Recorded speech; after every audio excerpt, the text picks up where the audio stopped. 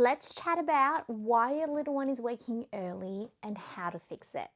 Early rising can be so frustrating, especially if your little one is waking before you are ready. But know that you are not alone. Many parents struggle with early rising, leading to stress, exhaustion, and a lot of early mornings. But don't worry, I'm here to help you figure it out. So, what exactly is considered early rising?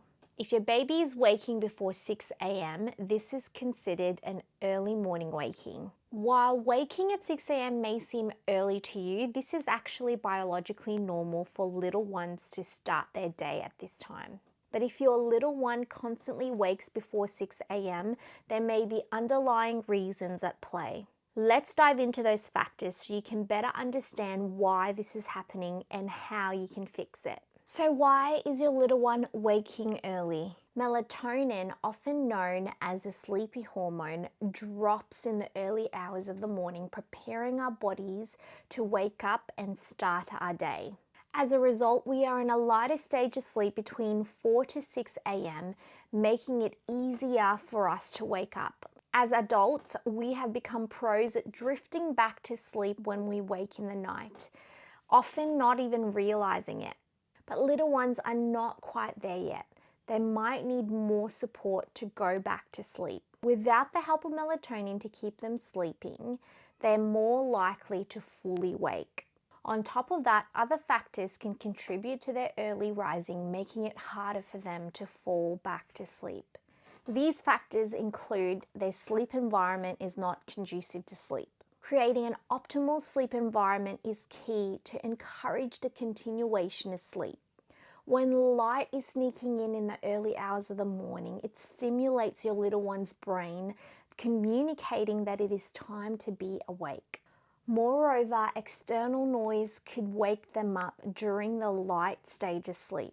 This could be a dog barking, car passing, door shutting, etc. This is why I highly recommend sound machines. Continuous white noise not only drowns out external noise, but it soothes and relaxes little ones, encouraging them to keep sleeping. Another factor that can contribute to early rising is your little one may have already had all the sleep that they actually need. Most of the times, little ones wake in the early hours of the morning because they've had all the sleep that they actually need over a 24-hour period. This is why it's important to know your individual child's sleep needs. This way you are able to structure their day, balancing day sleep and night sleep well. If your little one is low sleep needs and they only ever take 10 hours of sleep overnight and you're putting them down at 7 p.m., they will likely wake at 5 a.m. because they've had all the sleep that they need. Not all babies need 12 hours of sleep overnight. Every baby is different and they each have their unique sleep needs. Another factor is overtiredness. If your little one didn't have enough day sleep or had too much awake time before bedtime, this increases cortisol in their bodies, which is a wake up or stress hormone. This can cause them to wake early. Giving them age-appropriate wake windows can help avoid this. I have a free daytime routine wake windows and nap guide. If you would like a copy of this, find the link in the description below. Another contributor to early rising is hunger. If your bub is not getting the calories that they need during the day, they will likely wake early due to hunger. To rule out hunger, it is important to feed your infant every 2.5 to 3 hours. Discomfort is another factor that could cause your little one to wake early.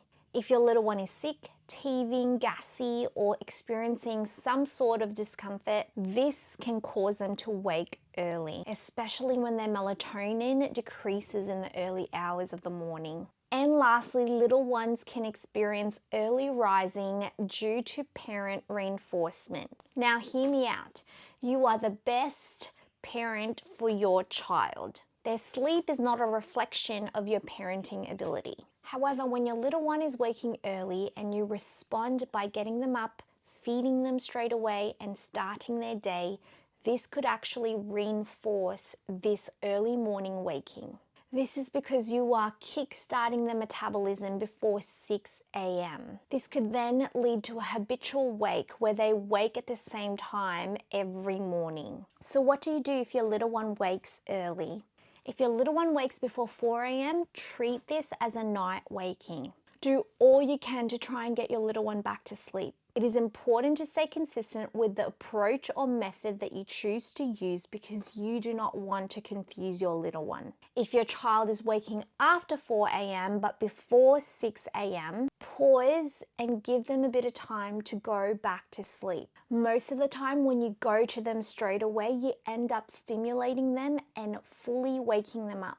Pausing and giving them a bit of time can encourage practicing self-settling, which is the ability to fall asleep independently. If after pausing your little one is still awake and now unsettled, go to them and use the settling technique or method that you have chosen to try and get them back to sleep. Avoid starting their day before 6 a.m. as best as you can. If your little one is happy on you, then you can stay with them in the dark with white noise on, no stimulation, and then take them out into the light once it is 6 a.m. Light plays a vital role in their sleep-wake cycles. When you go out into the light before 6 a.m., this is telling their body that it is time to be awake. Again, reinforcing this early morning wake up. If you've absolutely tried everything and your little one is still awake or won't settle, then you can take them out into the living room with dim lights and get them to play. But remember to avoid feeding them before 6 a.m. You do not want to kickstart the metabolism this early. So what do you do if they do end up starting their day before 6 a.m.? You have two options. Number one is add in a bridging nap after 1 to 1.5 hours of being awake. A bridging nap is only a 15 to 20 minute nap and is best achieved as a contact nap. Its role is to relieve a bit of sleep pressure, just enough to help your little one get to their ideal first nap of the day. So for example, you have a 6-month-old and their day started at 5:30 a.m. You can give them a bridging nap from 6:30 to 6:45 a.m. to help them reach their ideal first nap at 8 a.m. A bridging nap can help avoid moving their entire day forward, which results in early bedtime, and the vicious cycle of early rising continues. Your second option is to anchor their day to their first nap. This means no matter what time they start their day, you are putting them down at the same time they normally would have their first nap of the day. I know this may sound like a long morning and sounds horrible, but trust me, this works. You can do this by stretching your little one's wake window by 10 to 15 minutes each morning until they reach their ideal first nap of the day. For example, your 9-month-old started their day at 5 a.m. and their ideal first nap of the day is around 9 a.m., which is 3 hours from 6 a.m. This is an age-appropriate wake window. Each morning, you will try to keep your little one awake 10 to 15 minutes more until they reach 9 a.m. This will then push out the rest of their day, resulting in an ideal bedtime, resolving the cycle of early morning waking. Did you know that I have a free early rising e-guide? I've linked this in my description below. If sleep has always been a challenge, I have sleep guides that work. My 5 to 24 month sleep guide and my 2 to 4 year old sleep guide offer a customizable, holistic approach to sleep training. I'll walk you through a step-by-step plan that keeps you emotionally connected to your little one whilst helping them sleep 10 to 12 hours at night and take solid naps. Plus, I'll provide you with practical tips in handling regressions, teething, transitions, and any other hurdles you may encounter along the way. If your little one is younger than 5 months old, don't worry. I also have sleep guides for newborns to 4 months old. These guides will help you implement age-appropriate settling techniques and lay down a solid sleep foundation from the beginning and teach you how to get your little one to practice falling asleep independently through my no cry, gentle approach. If you have absolutely tried every sleep guide out there and you are ready for one-on-one support